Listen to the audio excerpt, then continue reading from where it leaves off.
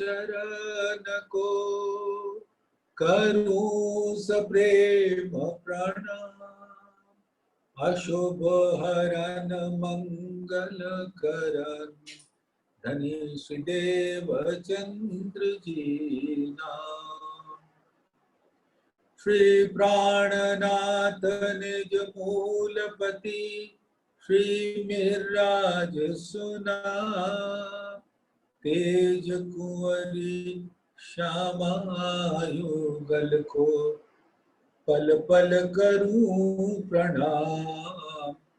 पिया जी को पल पल करूं प्रणाम। प्रथम लागू दो चरण को धनिये न छुड़ायो खिन। लाख तली लालेड़िया मेरे जीव के ही जीवन। इन पांव तले पड़ी रहूं धनी नजर खोलो बातू। पलना वालू निरखू नेत्रे मेरे जीव के ही जीवन। मेरे जीव के ही जीवन।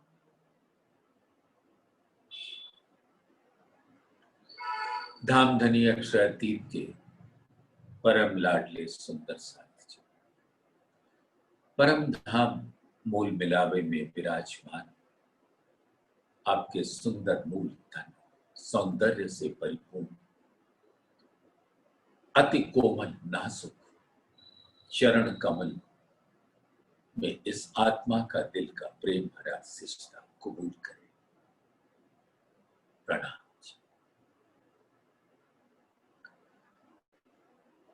धामधनी की असीम अनुकंपा और मेहर ने ऐसा सुंदर इल्म के सागर में हम सबको झीलने का अवसर दिया कि हमारी सुरता सीधा मूल मिलावे में पहुंच जाती है। ऐसा सुंदर मूल मिलावा जो हकीकत का मार्फत स्वरूप है, अर्श की हकीकत, यानी वो परम धाम का जो अनंत स्वरूप है, आत्माओं का स्वरूप, वो धामधनी के दिल में विराजता है। हक आदि अर्श मोमिन जुगल स्वरूप परम धाम और मोमिन धामधनी के दिल में विराजता है। और ऐसे सुंदर धामधनी का जुगल स्वरूप सुंदर कंचन रंग के सिंहासन पर विराजमान है और रूहें उनको घेर कर बैठी, जैसे टखने पर झांझरी हो, घुंघरी हो, कांबी हो या कड़ी हो, कड़न, वो एड़ी से ऊपर पिंडली तक जो टखने का हिस्सा है, काड़ो अंग और टखना, उस पे जिस प्रकार से ये सुंदर आभूषण, चेतन आभूषण, आत्मा के स्वरूप आभूषण, झांझरी, घुंघरी, कांबी, गणना, जिस तरह से उन्होंने धामधनी के चरणों को घेर कर उनके चरणों में शोभायमान होते, वैसे ही परम धाम की ये 12,000 ब्रह्म सृष्टि जुगल स्वरूप को ठीक उसी तरह से घेर कर बैठी। और ऐसे सुंदर जुगल स्वरूप और 12,000 ब्रह्म सृष्टियों को घेर कर बैठे हैं आत्म स्वरूप 64 थम। वो सभी थम आत्माओं के स्वरूप है और उनका शिरमौर है चंद्रवा, यानी थंब रूपी नूरी स्वरूप, आत्म स्वरूप, जिन सबके अंदर धाम धनी का दिल विराजता है, सब धाम धनी के स्वरूप हैं और हर थंब के बीच में धाम धनी का दिल नूर की दीवाल के जैसा जगमगाता है। अगर आपको हकीकत में मार्फत देखनी है, यानी धाम धनी का दिल देखना है, तो वो मूल मिलावे के स्वरूप में हम देख सकते हैं। हर थंब धाम धनी का नूरी तन है और उनके अंदर उनका चेतन दिल है और हर थंब नूर की दीवाल से बंधा हुआ है और वो नूर की दीवाल धाम धनी का वो दिल है जिसने सभी आत्माओं 64 थंबों को बांध रखा है। ये सभी थंब आत्म स्वरूप को बांध रखा है और उन थंबों के ऊपर, इन थंबों की बनावट तो आप सबने अब तक दिल में धारण कर रखी है। जिमी पे वो 4 पहल होता है, 4 के बाद 8, 8 के बाद 16, 16 के बाद 8, 8 के बाद 4, और इस प्रकार से उसके बाद मेहराबें आती हैं। नूर की झालर चारों तरफ फिरते फिरते आते हैं और इन सभी थंभों के ऊपर शिरमौर जो है वो चंद्रोवा है। देखो ना, जैसे धाम धनी सिर पर पाग या वन में जाते हुए मुकुट धारण करते हैं, वैसे ही ये थंब आत्माओं के वो स्वरूप हैं जिसके ऊपर ये चंद्रवा मुकुट के जैसे विराजता है और उसके अंदर जो बेल फूल लताएं नक्काशकारी छापे कटाव कूट की कांगरी है, वो सब परम धाम के 25 पक्ष उस पर लहराते हैं अपने अनंत नूर के साथ। यानी दिल का शिरमौर वो परम धाम का स्वरूप होता है। जरा देखो ना दिल के नैनों से,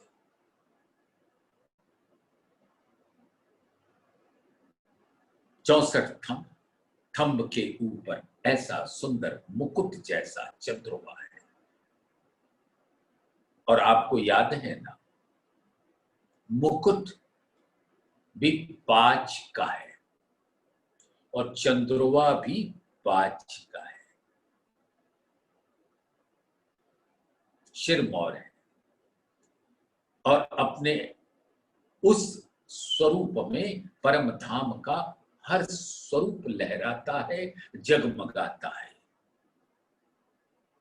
और उसका रस पहुंचाने के लिए हर चबूतरा चंद्रवा से मोती की लरें लटकती, मानो कोई स्थान रिक्त नहीं होता और उन मोती की लरों से उस शिरमौर के अंदर विराजमान परम धाम के 25 पक्षों का स्वरूप का रस सभी ब्रह्मात्माएं जो भर चबूतरा बैठी हैं धाम धनी को घेर कर उसका रस पान करती रहती है।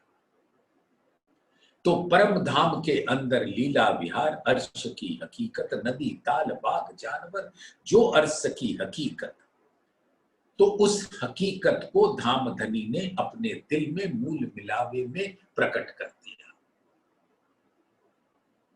इस संसार में आवेश स्वरूप प्राणनाथ, उनकी आत्माएं हुक्म का तन धारण करके विराजमान है। ये यहाँ की हकीकत स्वरूप है। उस हकीकत का हकीकत परम धाम का 25 पक्ष का स्वरूप है और उस हकीकत का मार्फत वो मूल मिलावा है और उसका मार्फत है रंग पर वाली मंदिर में धाम धनी और आत्मा। और दोनों एक दूसरे के नैनों में देखकर समा जाते हैं और उनका स्वरूप एक दूसरे के दिल में ऐसे बस जाता है कि सिर्फ एक दिल होता है, वाहिद होता है। तो वो उस मार्फत का मार्फत होता है। तो हकीकत का मार्फत का मार्फत। और वहां की सुंदर लीला में सुंदर साथ बड़े प्यार से, जब थोड़ी लीला तो होती है वहां भी, हम राज्य का श्रृंगार करते हैं, राज्य हमारा श्रृंगार करते हैं, और दोनों मानो एक दूसरे को लाड़ लड़ा रहे होते हैं।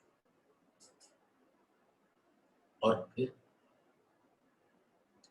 ये श्रृंगार करके अंतोतगत्वा दोनों सेज पर, शैया पर विराजते हैं और उस घड़ी प्रेम का पूर बहता है दोनों के नैनों से। और श्रृंगार ग्रंथ प्रकरण 14 की ये 3 चौपाइयां अपने दिल में सुंदर साथ धारण कर। मैं नैनो देखूं नैन हक के, हुई चारों पुतली तेज पुंज, जब नैन मिले नैन नैन में, नूरे नूर हुआ एक गंज। नैन वो नूर का स्वरूप है जो दिल का द्वार है। दिल धामधनी का नूर है, रूहों का दिल भी नूर है, क्योंकि उस दिल में कौन सा दिल है? धामधनी का दिल। तो धामधनी का नैन भी नूर है और रूहों के नैन भी नूर है। तो मैं नैनो देखूं नैन हक के, ये कहां देखते हैं? रंग पर वाली श्रृंगार की लीला हो जाने के पश्चात, जब सुख शैया पर धामधनी अक्षरातीत नूर जमाल का हकीकत स्वरूप, परम धाम का हकीकत स्वरूप, और रूहें, हर आत्मा अपने अपने मंदिर में धामधनी के साथ विराज कर श्रृंगार का सुख लेने के बाद उनके नैनों से उनके दिल का सुख लेते हैं। और किस प्रकार नैन दिल में पहुंचा जाता है वो इसकी विधि। और प्रेम कहां मिलेगा, इश्क कहां मिलेगा? दिल में मिलेगा। तो मैं नैनो देखूं नैन हक के, हुई चारों पुतली तेज पुंज। 2 नैन धामधनी के और 2 नैन परातम के। अब ये चारों पुतलियां जब मिल जाती हैं तो दिल का अनंत नूर का खजाना प्रकट हो जाता है। हुई चारों पुतली तेज पुंज, पुंज यानी समूह, नूर का ऐसा सुंदर समूह।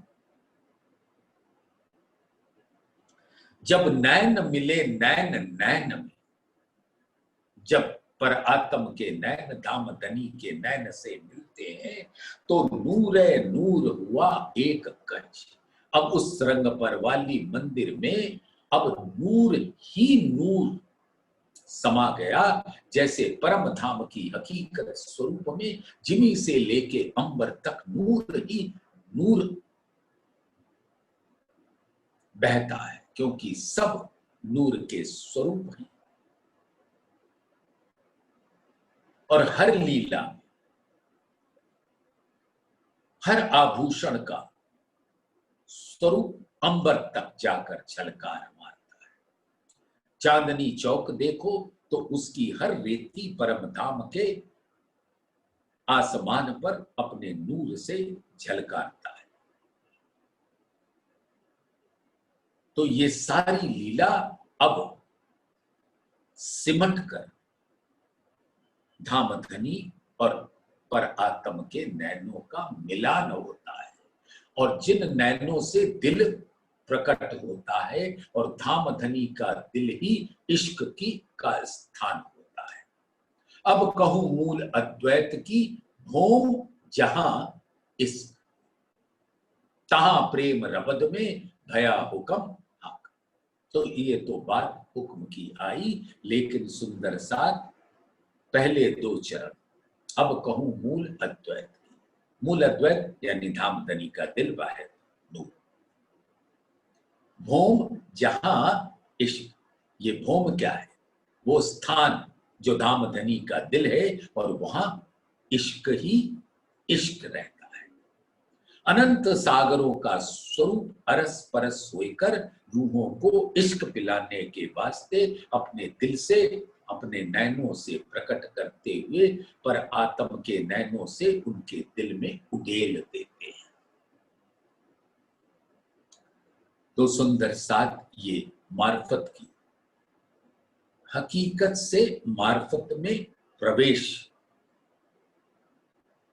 का भाव अपने दिल में ले लो। मैं नैनो देखूं नैन अक्के, हुई चारों पुतली तेज पुंज, जब नैन मिले नैन नैन से, नूर नूर हुआ एक गंज। अब धामधनी हक देखे पुतली अपनी, मैं देखूं अपनी पुतली। अब पर आत्म के पुतली में धामधनी अपना स्वरूप देखते हैं, और अपने स्वरूप को देखकर पर आत्म के नैनों पर, नैन की पुतली पर फिदा हो जाते हैं। क्योंकि ऐसे सुंदर नूर के सागर को पर आत्म ने अपनी पुतली, नैन की पुतली में बसा रखा है। वही तो उसका खजाना है, और जहां इश्क ही इश्क बहता है। धामधनी के हर अंग से इश्क का सागर बहता है। अंग देखे जेते सूरत के, सो तो सारे इश्क सागर। अब उस धामधनी का जो स्वरूप है, वो पर आत्म की पुतली में समा जाता है, और पर आत्म का प्रतिबिंब पड़ता है धामधनी के पुतली। हक देखे पुतली अपनी, और धामधनी का जो स्वरूप है नक्शे शिक्त, वो इस पुतली में पड़ता है, और जो नक्शे शिक्त की जो पुतली है, वो भी पर आत्म के नैन की पुतली में आता है। हक देखे पुतली अपनी, मैं देखूं अपनी पुतलियां, मैं हक देखूं, हक देखे मुझे यूं दो अरस परस भैया। ये अरस परस की जो स्थिति है, वो असल निस्बत का स्वरूप है। जब दोनों अरस परस हो जाते हैं, यही असल निस्बत है। वाहिद की लहरें वाहिद, तो लीला में, हकीकत की लीला में इन वाहिदत की निस्बत है वाहिद से। लेकिन जब ये लहरें लीला करके और समा जाती हैं सागर में, तो वो असल निस्बत का स्वरूप हो जाता है। और वो असल निस्बत का जो असल स्वरूप है, जहां दो होते ही नहीं, सिर्फ एक होता है। हक देखे मेरे नैन में पुतली जो अपनी, मैं अपनी देखूं हक नैन में, यूं दो जुगलें जुगल बनी। और ये दोनों के दिल से जहां इश्क बसता है, वो इश्क का ऐसा मधुर आदान प्रदान दोनों के दिल से होता है कि वो अप्रतिम है, बयानातीत है, वर्णनातीत है, शब्दातीत है। हर हकीकत को कदाचित बयान किया जा सकता है धाम धनी की मेहर से, लेकिन ऐसी जब अरस परस होने की स्थिति आती है तो बयान बहुत कठिन हो जाता है। अब क्यों रे कहूं प्रेम इत को, सुख लेवे चाहियो चित को, ये रंग परवाली की बात हो रही। अब क्यों रे कहूं प्रेम इत को, ये जो प्रेम हो रहा है, सुख लेवे चाहियो चित को, और दिल में जो जो रस लेना है वो उस प्रकार से लेती है। सुख लेवे सारी रात, यहां तक तो मार्फत, तीसरी भूम आवे उत्परात, वहां से फिर हकीकत शुरू हो जाती है, मार्फत हकीकत में प्रकट हो जाता है। तो सुख लेवे सारी रात, यही अरस परस की स्थिति।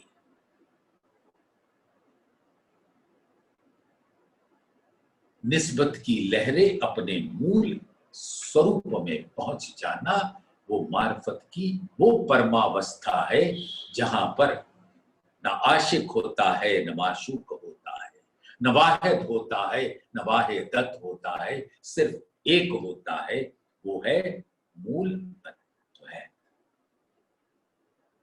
और वो ऐसा दिल है जहां पर इश्क ही इश्क बसता है। इसलिए निस्बत और इश्क में कोई फर्क ही नहीं होता। अब उस परम धाम की ऐसी सुंदर लीला को दिखाना है तो क्या करें, कैसे बताएं, उसका बयान कैसे बताएं।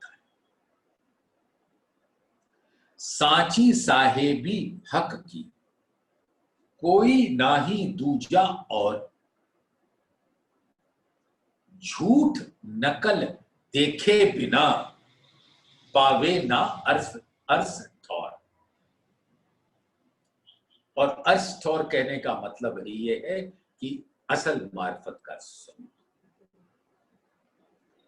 तो सांची साहेबी हक की, कोई नहीं नाही दूजा ठौर, कोई नाही दूजा और, झूठ नकल देखे बिना, पावे ना अर्थ ठौर। असल होए जित अकेला, असल कहां है, परमधाम में, जहां सिर्फ एक मूल अद्वैत का स्वरूप है, वाहिद का स्वरूप है, वो मार्फत का स्वरूप है। और फिर लहरों से प्रकट होकर हक की वाहिदत कहलाता है। तो हक स्वयं में मार्फत है। मार्फत हक, हकीकत अर्स, रूहों को दई हक, जो इल्म दिया हके अपना, तामे जरा न सक। इस चौपाई को बड़े प्यार से सुंदर सा अपने दिल के अंदर धारण कर। मार्फत हक, हकीकत अर्स, रूहों को दई हक, इल्म से रूहों को बताया। जो इल्म दिया हके अपना, तामे जरा न सक। शक की कोई गुंजाइश नहीं है, ये ऐसा आसमानी इल्हाम है, खुदाई इल्म है जो नाजिल हुआ हम रूहों को सुख पहुंचाने के वास्ते। असल होए जित अकेला और होए नहीं नकल, तो परम धाम में तो सब असल ही असल है, क्योंकि एक वाहिद का स्वरूप है और उसकी बहती हुई लहराती हुई हक की वाहिदत है। वाहिद मूल है, घनीभूत स्वरूप है इश्क का, और उसकी ही लहरें हक की वाहिदत कहलाती। हक वाहिद है और उनकी लहरें वाहिदत है। तो हक मार्फत है और ये वाहिदत हकीकत, मार्फत हक, हकीकत अर्स, रूहों को दई हक, यहां पर इल्म से दिया, जो इल्म दिया हके अपना, तामे जरा न सक। तो असल होए जित अकेला, और होए नहीं नकल, सो नकल देखे बिना क्यों पाइए असल। तो उस नकल के स्वरूप को इस संसार में दिखाकर और प्राणनाथ ने हम रूहों को अपने मूल में पहुंचा दिया, हकीकत की मार्फत के मार्फत। तो अव्वल देखाया लैल में निस्बत जान इश्क, इस लैल तुल कद्र में, ब्रज में अव्वल पहले, इस लैल में पहली बार आए ब्रज भूमि पर, ब्रज मंडल में, और वहां 11 वर्ष तक रूहों के संग ऐसी मधुर लीलाएं की कि रूहें हमेशा, यानी गोपियां हमेशा कुर्बान रहती थी। उनको बिना कृष्ण जी का मुख देखे चैन नहीं पड़ता था। और फिर अव्वल देखाया लैल में निस्बत जान इश्क, ये निस्बत ही इश्क का स्वरूप है, और अपनी सारी निस्बतियां गोपियां उनको इश्क दिखाना चाहते थे। तो 11 वर्ष के बाद कह दिया चलो रास लीला करते हैं। फिर उसके आगे आप सब जानते हैं उसका बयान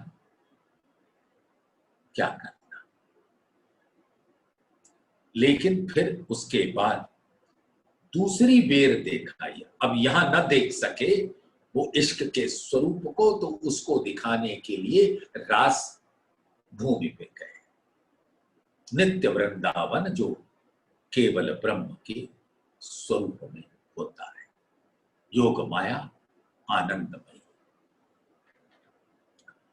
तो दूसरी बेर देखाया बुझ इश्क मुतलक, तो वहां पर जो इश्क की लीला हुई, घनी लीला, अंतर ध्यान के पहले एक कृष्ण जी का तन और 12,000 रूहों का तन, और घनी रामतें।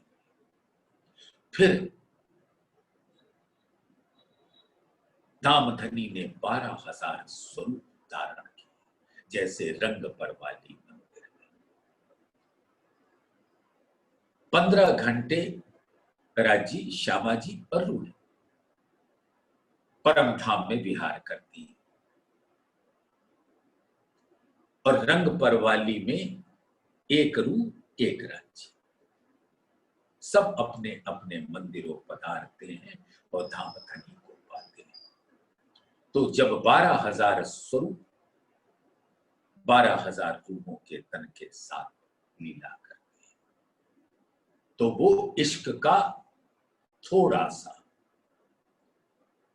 समझ तो बिना इल्म के आएगी नहीं, लेकिन जो रंग पर वाली की मार्फत का रस है वो यहां पर 1 वर्सेस 1 दिखाया। ये मार्फत का गुज था। दूसरी बेर देखाया गुज इश्क मुतलक, वो पूरा दिखाया लीला करके। लेकिन बिना तारतम ज्ञान तो था नहीं, तो बिना तारतम ज्ञान के उनको तो ये भी नहीं पता था कि वो कहां से आई। तू कौन आई इत क्यों कर, कहां है तेरा वतन, नार तू कौन कसम की दृढ़ कर कहो वचन। तो रास लीला में सिर्फ इस 4 प्रश्नों के एक का उत्तर देने के लिए आधी नींद उड़ा दी। वो ये था कि नार तू कौन कसम की, कि आप मेरे प्राण प्रीतम हो, बस इसके अलावे हमें कुछ और पता नहीं। और एक पत्नी इसके अलावे जानना भी क्या चाहेगी। जब जान गई कि ये हमारे खावंद हैं, तो बस खावंद के साथ प्रेम की लीला में मग्न हो जाना ही आत्मा का मूल लक्ष्य हो जाता है। हाँ, वो धाम धनी और भी चीजें दिखाना चाहते हैं, इसलिए वास्ते निस्बत बेर तीसरी, निस्बत यानी आत्मा है, वास्ते निस्बत बेर तीसरी खेल दिखाया हम। अब यहां पर ऐसे खेल को दिखाया क्योंकि न ब्रज में माया दिखाई, न रास में माया दिखाई, असल माया तो दिखाई इस जागनी के ब्रह्मांड में। और माया ने क्या क्या लीला नहीं की, कैसे कैसे विकराल स्वरूप धारण किए। आप सब तो अपनी प्यारी बीतक के प्रबुद्ध ज्ञानी हो, आप सबके मुख से वो ज्ञान निकलता ही रहता है। बस याद तो ही करना है कि जब धामधनी के संग 5000 सुंदर साथ सूरत से अंतोतगत्वा पन्ना जी में पहुंचते हैं तो कितनी कठिनाइयों के दौरान से गुजरते हैं। 12 मोमिनों को कैसे कोड़े खाने पड़े। सिद्दी पोलाद ने औरंगजेब की आंख में धूल झोंक कर जिसने कहा था इनको हलवा खिलाना, मलीदा खिलाना, बोले हम इनकी सेवा करेंगे। और जिस प्रकार की सेवा की आप सब सुंदर साथ को पता है, हंटर मारे।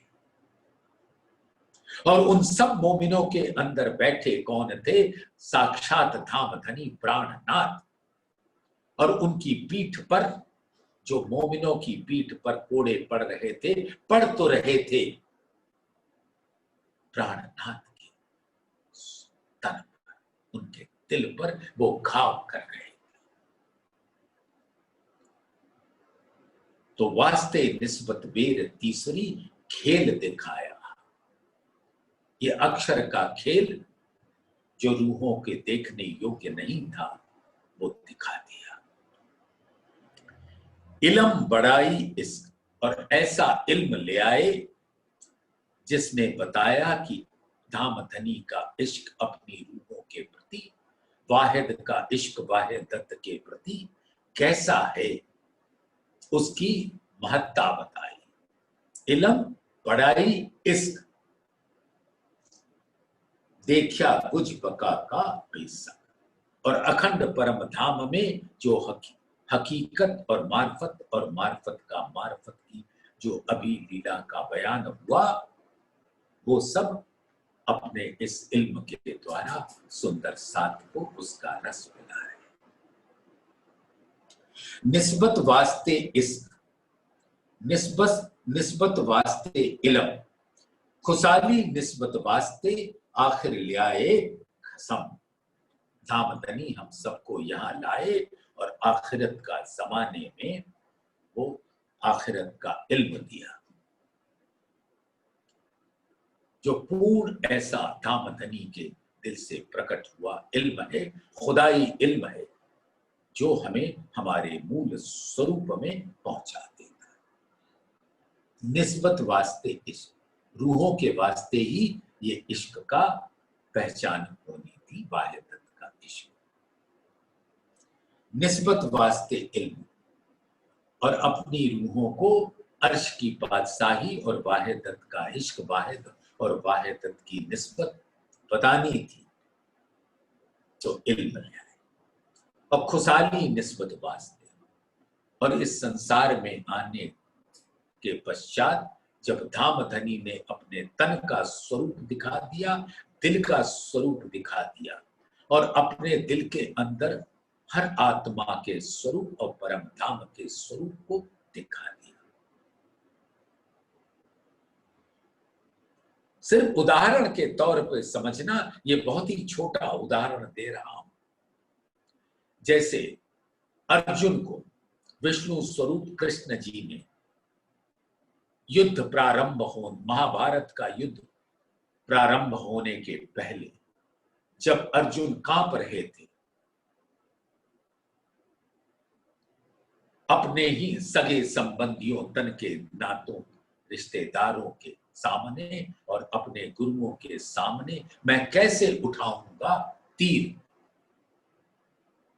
तब उन्होंने भूत, वर्तमान और भविष्य अपने मुख में दिखा दिया।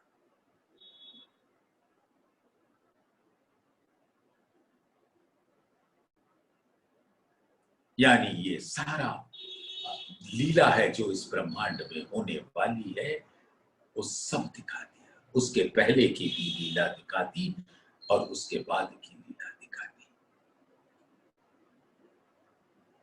जैसे यशोदा जी को जब उन्होंने बाल मुकुंद के मुख को खोलकर देखा, पूरा ब्रह्मांड उन्हें नजर आया।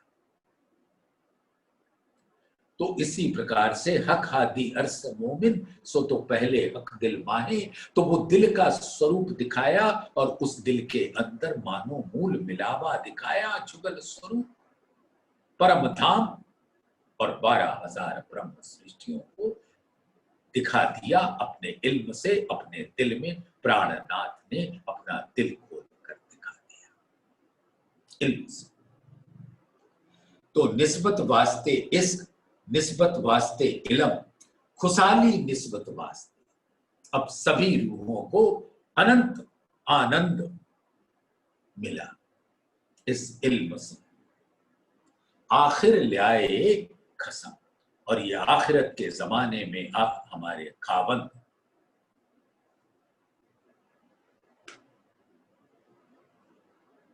ये इल्म ले आए। ए इल्म अंदर यूं कहते हैं, तो एक इल्म का बाहरी स्वरूप है और एक भीतरी स्वरूप, यानी जाहिरी स्वरूप और बातून स्वरूप। जाहिरी स्वरूप हकीकत का उजाला करता है और बातून अंदर का, वो मार्फत का उजाला प्रकट करता है।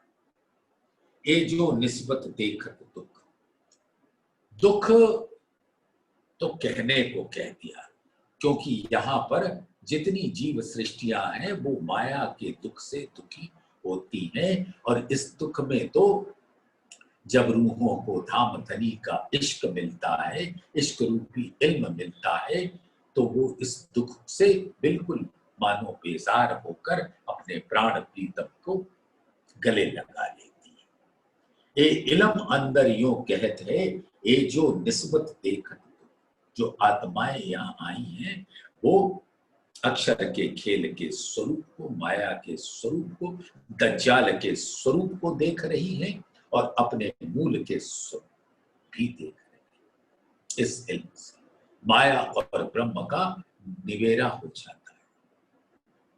इन दुख में बका अर्स के हैं हक दिल के कई सुख। तो ये दुख यानी इस ब्रह्मांड में जो मूलतः माया के दुखों से परिपूर्ण रहता है, या तो दुखी दुख, इन दुख में यानी इस ब्रह्मांड में बका अर्स की परम धाम का अखंड स्वरूप और उसका मूल है हक दिल के कई सुख। तो जब धाम धनी ने अपने दिल में अनंत सागरों के स्वरूप को दिखा दिया, तो वो कैसे किया? इल्म से। ए सुख सागर निस्बत का, तिनका सुमार न आवे क्या है, सब हके मपाए सागर, पर निस्बत तौल कोई ना है। अब ये तो निस्बत की महत्ता बताई। निस्बत वाहिदत का स्वरूप को निस्बत कहते हैं।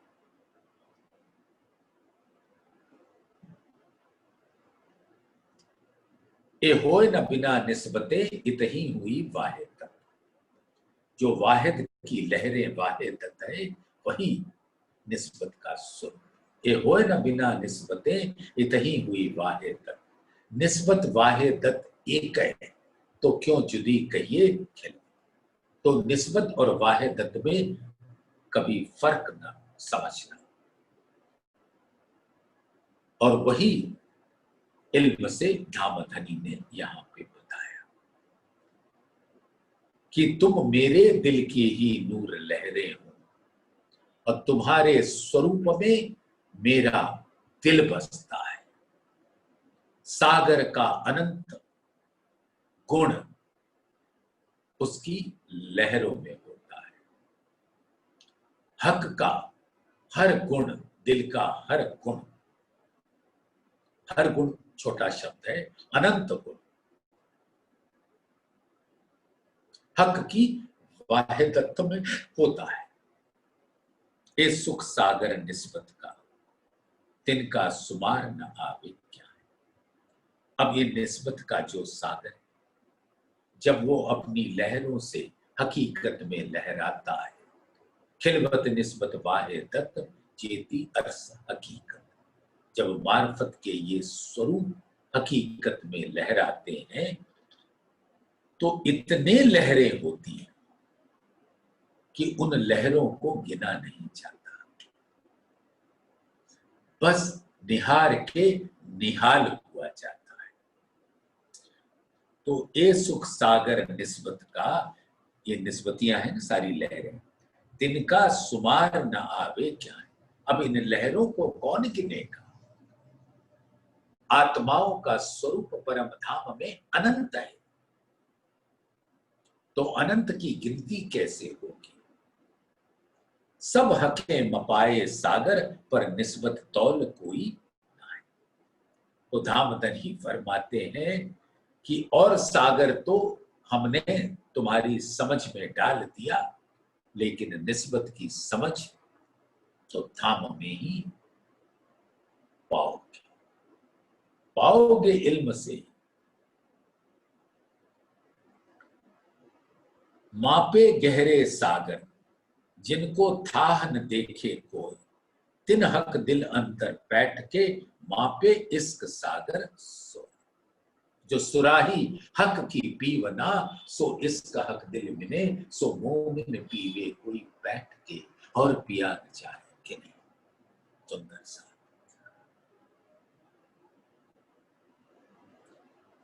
तो मापे गहरे सागर, सब सागरों को नाप लिया और इस संसार में कोई समझ नहीं सकता, ना उसकी थाह ले सकता है। तिन हक दिल अंदर बैठ के मापे इश्क सागर सो। तो आत्माएं ऐसे सुंदर धामधनी के दिल में बैठकर इश्क के सागर का रसपान करती हैं। तो ऐसे लग रहा है कि वो उसकी माप कर रही है। तो माप तो क्या करेगी, उसके रस में डूबना ही मापी करना कहलाता है। जो हक काहू ना पाइया ना किन सुनिया कान। अच्छा, यहां बोला मापे इश्क सागर सोए, तो धामधनी के दिल में इश्क है और वही निस्बत का मूल है। वाहिद इश्क, वाहिदत लहरें, जिसका मूल है दिल सागर। जो हक काहू ना पाइया ना किन सुनिया कान, पाया ना वाके अर्स को जो कौन ठौर मकान। अब इस संसार में आज तक तो किसी ने अक्षरातीत का नाम ही नहीं सुना था। बस कहते रहो पर ब्रह्म पर ब्रह्म पर। न नाम पता न पहचान है, न धाम स्वरूप लिया, न कुछ नहीं। तो परम धाम का क्या पा पाएंगे। जो कौन ठौर मकान, वो अर्श, अर्श अजीम कहां पर है, नहीं पता। सब बुजुर्गों ढूंढिया किन पाई न बका तरफ, दुनिया 14 तबक में किन कहिया न एक हरफ। और बड़े बड़े पीर पैगंबर देवी देवता ज्ञानी तपस्वी धर्मावलंबी तीर्थंकर अवतार प्रकट हुए इस दुनिया। सभी इस दुनिया में दुनिया की नजर में बुजुर्ग कहलाते, महान पुरुष, महान अस्तित्व के स्वामी। सब बुजुर्गों ढूंढया किन पाई न बका, अर्श अजीम की तरफ न पहुंच पाए। अरे वो तो खुद ही क्षर ब्रह्मांड की लहरें हैं, जिनका मिलाप उसी भव सागर से प्रकट हुआ था और उसी में मिल जाता है। उनको तो ये भी नहीं पता कि ये क्षर ब्रह्मांड का सृजन करता कौन है, क्यों है, कैसे है। तो हद को नहीं पता बेहद क्या है, और बेहद को नहीं पता उसका मूल मार्फत अक्षर क्या है, और अक्षर को नहीं पता कि धामधनी का मार्फत स्वरूप क्या है। अर्श असीम में जो लाहूत है, हाहूत है, रंग बरवाली है, अक्षरातीत के बहुल में प्रेम इसक बरतक, सो सुध अक्षर को नहीं किन विध के।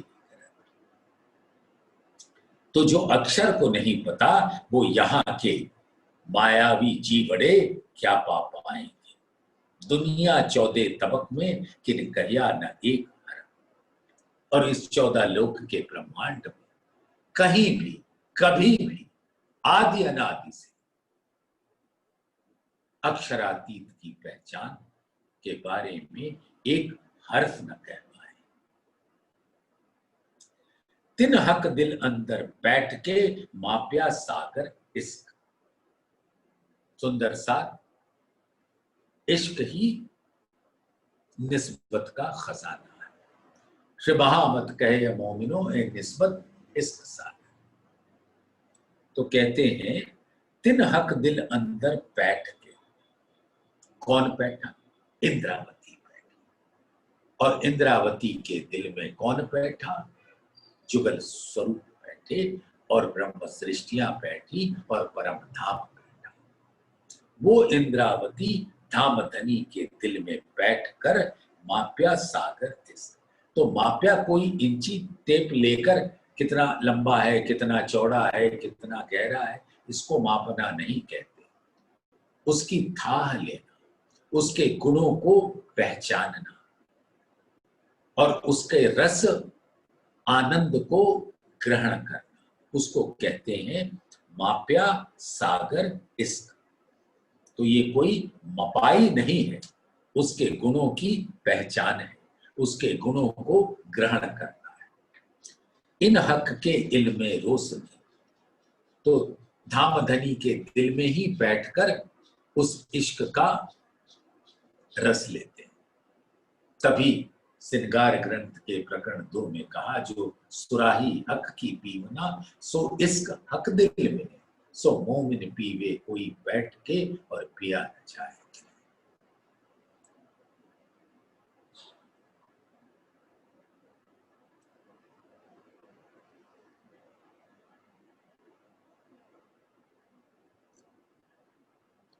इन हक के इल्म में रोशनी। अब धामधनी ने ऐसा सुंदर अपने दिल से प्रकट किया इल्म, सब मापे सागर पे, और हर सागर के गुणों का रसपान करना बता दिया इंद्रावती। और इंद्रावती ने उसको धामधनी के हुक्म से थोड़ा थोड़ा वर्णन कराया, बाकी उन पर छोड़ दिया चितवन से ग्रहण करने के लिए। सो इश्क इल्म सुख सागर, वास्ते आए निस्बत। रूहों के वास्ते इल्म आया, और इल्म से इश्क आया, इश्क की पहचान हुई। इन निस्बत के तौल कोई ल्याऊं कहां से हक नाम। कौन सी ऐसी न्यामत है जो हक की वाहे तत्व, जो निस्बत का स्वरूप है। उसके स्वरूप का वर्णन कर सके, क्योंकि वो भी धामधनी के दिल से निकले हुए अनंत लहरों के स्वरूप। एक निस्बत जो सागर जाने निस्बती मोमिन। अब इस निस्बत की इल्म से जब निस्बतियों को, आत्माओं को पहचान हो जाती है, तब वो उसके गुण का रस समझ पाती है। ए निस्बत जो सागर जाने निस्बती मोमिन। सिर्फ ब्रह्म सृष्टियां ही जो निस्बती हैं उसके रस को समझ पाती है। कहूं था न गहरा सागर, कोई पावे ना निस्बत पे। और ये निस्बत का सागर इतना गहरा है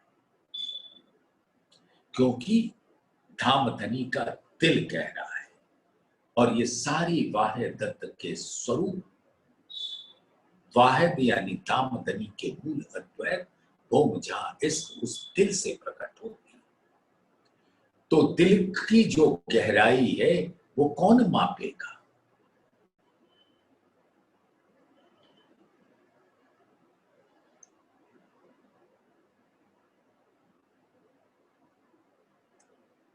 कहूं था न गहरा सागर, कोई पावे ना निस्बत पे।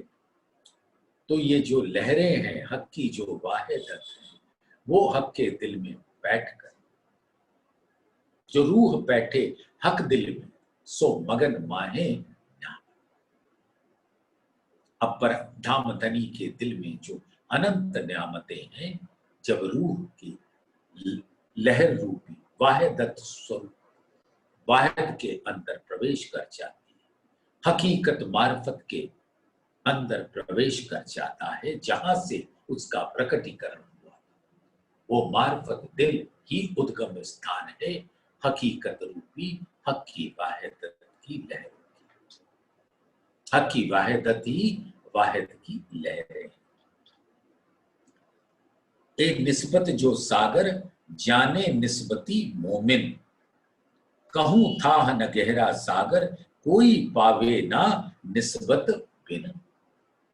किसी को भी बिना अंकुर के, बिना स्वयं वो लहर हुए, कोई भी उस दिल के था नहीं ले सकता, उसकी गहराई नहीं पा पाएगा। तो क्यों कहूं जोड़ निस्बत की, जो दीजे निस्बत मान। निस्बत हक की जात है, जो हक वाहिदत सुभान। जो हक की वाहिदत उन लहरों के सुभान वाहिद का स्वरूप है। तो ऐसे वाहिद की जो लहरें वाहिदत है, हक की वाहिदत, वही निस्बत का स्वरूप है। और उनके जोड़ में उसके बराबर कोई भी नहीं आता। परम धाम में तो कोई और है नहीं, और तो कोई है नहीं बिना एक हक जात। जात माहे हक वाहिदत, यही लहरें वाहिद की लहरें, हक हादी गिरो कहना।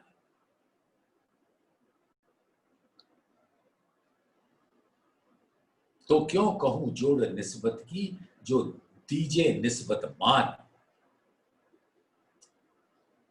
यानी कि किसको मैं उन निस्बतियों के समक्ष उनको खड़ा कर सकती। मान, मान मतलब उसके बराबर किसको खड़ा कर सकती। निस्बत हक की जात है, और ये निस्बत हक की जात है, यानी वाहिद से प्रकट हुए हक की वाहिदत लहरें, जो हक वाहिदत सुभान। सुभान यानी वाहिद, और उनकी ही वाहिदत।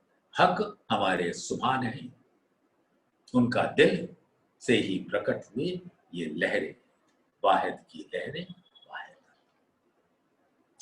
बहुत लहरी इन सागर की। अब इन सागर से बहुत सारी लहरें अर्श की हकीकत में प्रकट होता है। खिलवत, निस्बत, हकी, वाहिदत सब प्रकट होता है।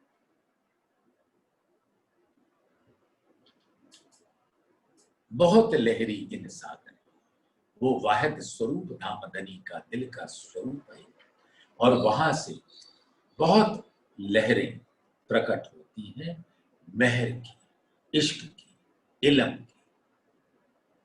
यानी हक की वाहिदत रूपी लहरों में मेहर भी होता है, इश्क भी होता है, इल्म भी होता है। शोभा तेज सुख कई बका, इन निस्बत में जात कसम। और ऐसी शोभा सब धामधनी के दिल के नूर की, नूर सागर की शोभा है। हक के मुख का नूर जो, सो नूर है सागर चांद। तेज ज्योतिया सलूकिया, शोभा सागर भरया आसमान। धामधनी का दिल जो नूर है, धामधनी के मुख पर आभा मंडल वो नूर सागर के रूप में प्रकट होता है, जिसकी लहरें अपने तेज और ज्योति के साथ परम धाम हकीकत स्वरूप जिमी से अंबर तक फैल जाता है। खिलवत निस्बत वाहिदत जेती अर्स हकीकत, ए लज्जत हुकुम सिर ले बनी अर्स रूहें ले जब। और इस संसार में हुक्म आत्माओं को लेकर आया जो निस्बत के स्वरूप है, वाहिदत के स्वरूप है, खिलवत के स्वरूप। खिलवत निस्बत वाहिद एक है।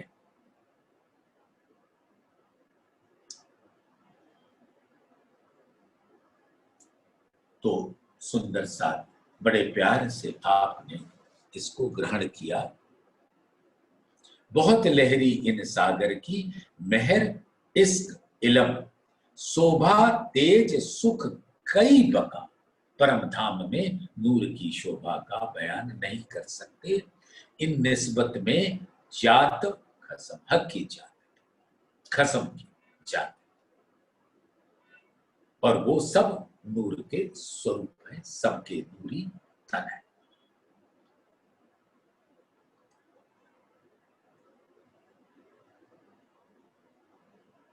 तो ए इलम, ए इश्क और निस्बत कही जो ये तीनों सिफत माहे मोमिनो निस्बत हक की छे। तो 20वीं चौपाई थी बहुत लहरी इन सागर की, मेहर इश्क इलम, शोभा तेज सुख कई बका। इन निस्बत में जात खसम, इन निस्बत में जात खसम। ये 20वीं चौपाई है। यहाँ पे विराम देंगे और 21वीं चौपाई से कल प्रारंभ करेंगे। बोलिए श्री प्राणनाथ